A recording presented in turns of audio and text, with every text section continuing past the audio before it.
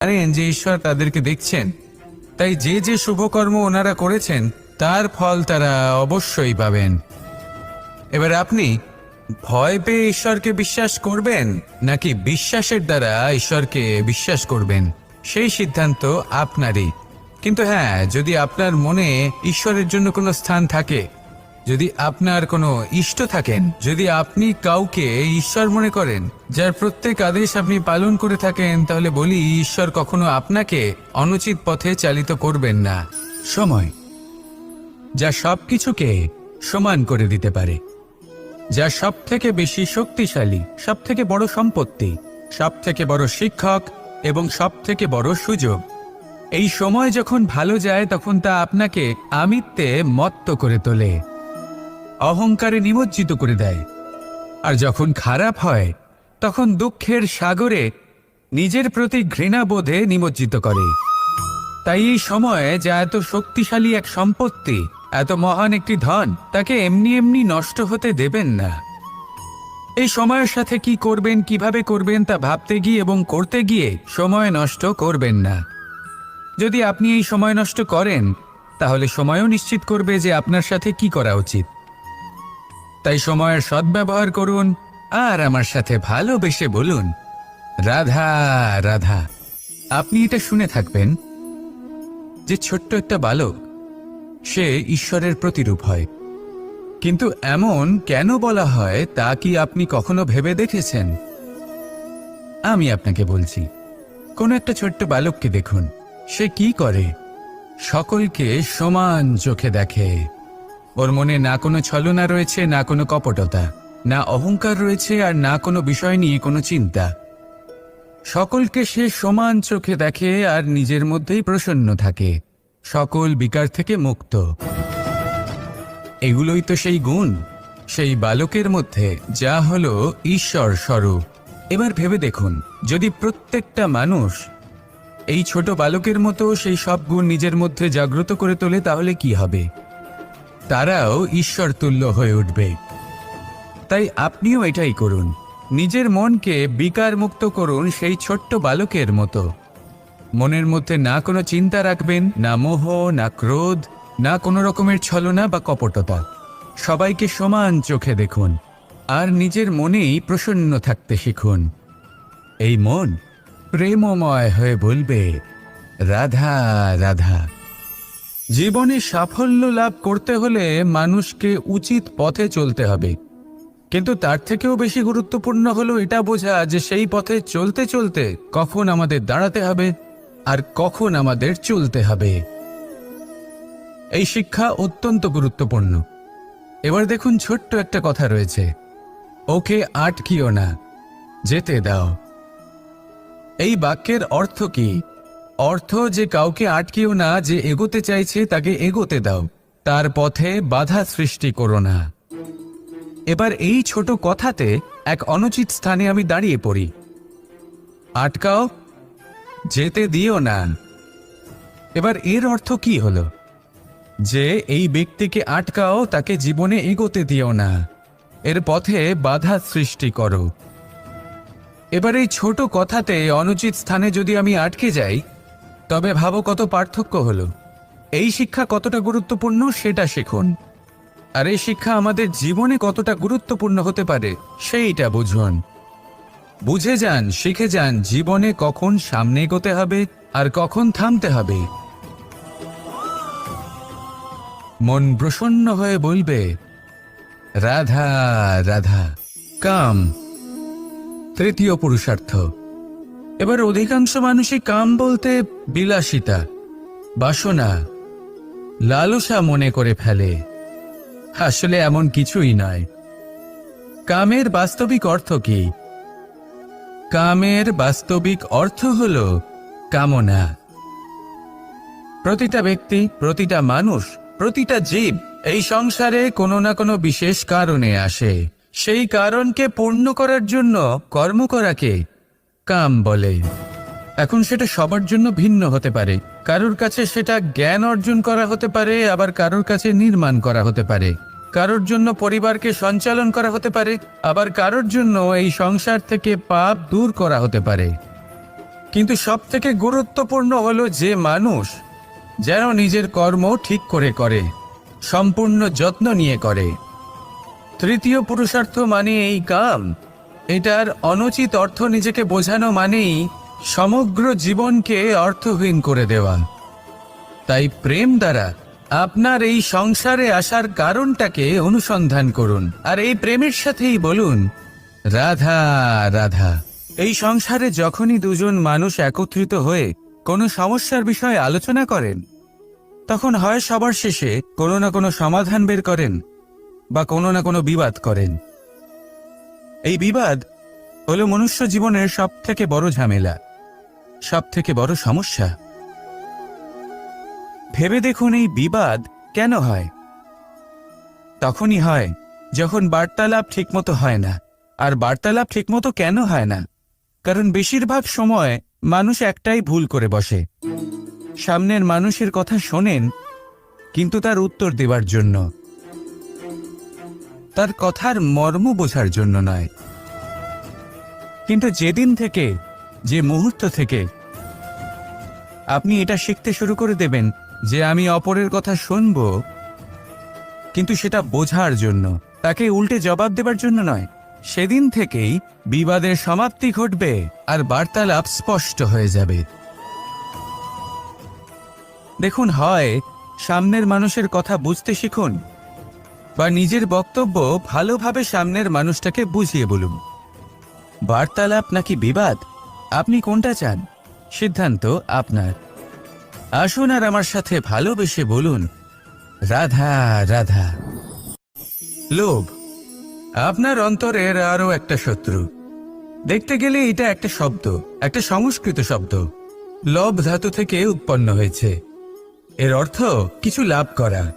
কিছু লাভ করা অনুচিত নয়, আরো কিছু লাভ করাও অনুচিত নয়, কিন্তু সব থেকে বেশি আমি লাভ করব, আমি আরো চাই, আরো বেশি চাই, আরো বেশি পেতে চাই, এটাই হলো লোভ। আর এই লোভ যখন গ্রাস করে, তখন আপনি যা পেতে চান, সে ধনই হোক বা মানই হোক, তা অর্জন করার জন্য মানুষ যে কোনো স্তরে পৌঁছে যেতে পারে। যদি মানুষ ধন অর্জন করতে চান, তাহলে তার জন্য তারা অধর্মের পথেও চলতে পারেন। যদি সম্মান অর্জন করতে চান, তাহলে অন্য মানুষকে ছোটও করতে পারেন। শেষ পর্যন্ত আপনার এটা মনে হতে পারে যে যদি একটু অল্পই প্রাপ্ত করতাম, কিন্তু ভালোবেসে প্রাপ্ত করতাম, এই জীবন আরো অনেক বেশি সুখী হতো। লোভ আপনার জীবনে, আপনার মনে কখন যে প্রবেশ করবে সেটা আপনি জানতেও পারবেন না। তাই এটা চিনতে শিখুন আর তৎক্ষণাৎ জীবন থেকে বাইরে ফেলে দিন। যা কিছু লাভ করতে চান তা ভালোবেসে লাভ করুন, আর সেই ভালোবাসার সাথেই বলুন, রাধা রাধা রাধা রাধা। আপনারা হয়তো ভাবছেন, কি আশ্চর্য ব্যাপার, প্রত্যেকবার আমি কথা শেষ হওয়ার পরে রাধা রাধা বলি। এইবার আমি আগেই বলে দিলাম। কারণটা কি? কারণ হলো অত্যন্ত বিশেষ। প্রত্যেকবার কথা সমাপ্ত হবার পরে আপনাদের সবার মধ্যে ভালোবাসা বিতরণ করতে চাই, তাই রাধা রাধা বলি। কিন্তু এইবার এই নতুন এবং বিশেষ সূত্রপাতে প্রথমে প্রেম বিতরণ করা অত্যন্ত আবশ্যক। এবার একটা বিষয় আছে যা জানেন হয়তো সকলেই, কিন্তু বুঝতে খুব কম জন পারেন। এই প্রেম, এই আনন্দ, এই সকল কিছুর সূত্রপাত হয় নিঃস্বার্থ আবেগের দ্বারা। ঠিক যেমন একজন মাতাকেই দেখে নিন। যখনই একজন মাতা সন্তানকে জন্ম দেন, তখন এই সংসার ভুলে যায় যে তার জন্য এটা একটা নতুন জন্ম। কারণ একজন নারী তখন একজন মাতৃরূপে নতুন ভাবে জন্ম নেন। অনেক ব্যক্তি রয়েছেন যারা ঈশ্বরকে বিশ্বাস করেন এবং জানেন যে ঈশ্বর তাদেরকে দেখছেন, তাই যে যে শুভকর্ম ওনারা করেছেন তার ফল তারা অবশ্যই পাবেন। স্ত্রী ও গৃহবধূ রূপে কিছু অধিকার লাভ করে থাকেন, কিন্তু তিনি যখন মা হয়ে যান, তখন তিনি শুধুই দান করতে শেখেন। নিজের সন্তানের জন্য কত কিছুই না করেন, তাকে বাৎসল্যের সাগরে ভাসিয়ে নিয়ে যায়। এই সংসারে রাজকুমার জন্ম নিতেই পারেন, তাকে রাম এবং লক্ষণ কিন্তু মায়েরাই বানিয়ে তোলেন। একজন গোয়ালা জন্ম নেয়, তাকে দ্বারকাধীশ একজন মাই বানিয়ে তোলেন। পিতা হলেন সেই পর্বত যার একটা অংশ হলো তার সন্তান, কিন্তু মা হলেন সেই শিল্পী যিনি একটা পাথরকে খোদাই করে এমন এক মূর্তি গড়ে তোলেন যাকে সকলে পূজনীয় মনে করেন। তাহলে স্মরণ করুন সেই সকল মুহূর্ত যেগুলি আপনি নিজের মাতার সাথে অতিবাহিত করেছেন। অনুভব করতে পারবেন যে কিভাবে এক মুহূর্তেই এই মন প্রফুল্ল হয়ে ওঠে। এবারের কারণ কি? এর কারণ হলো এই জীবনের আসল দ্বারই হলো মমতা।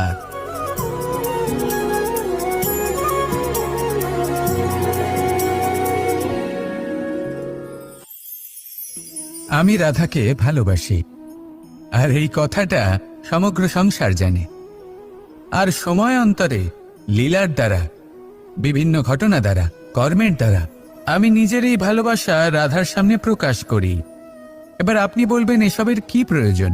রাধা কি এই কথা জানে না যে কৃষ্ণ তাকে কতটা ভালোবাসে? অবশ্যই জানে, কিন্তু এই যে ভালোবাসা, তা মনে রেখে দেওয়ার জন্য নয়, তা প্রকাশ করার জন্য। আর বারংবার এই ভালোবাসাকে প্রকাশ করা উচিত, উচিত সময় এবং উচিত সুযোগ দেখে। কিরকম? এবার যদি আপনি প্রেমীর সাথে কোনো উৎসবে থাকেন, তাহলে তার সাথে নৃত্য সঙ্গীত করুন। যদি ভিড়ের মাঝে থাকেন, তখন প্রেমীকে সম্মান করুন, একান্তে প্রসাধন করুন। দুঃখের সময় তার হাত ধরে থাকুন, সুখের সময় আলিঙ্গন করে রাখুন। এই প্রেম যত প্রকাশ করবেন, ততই এই প্রেমের বৃদ্ধি হবে। এই প্রেম আরো বেশি গভীর হবে, অটুট হবে।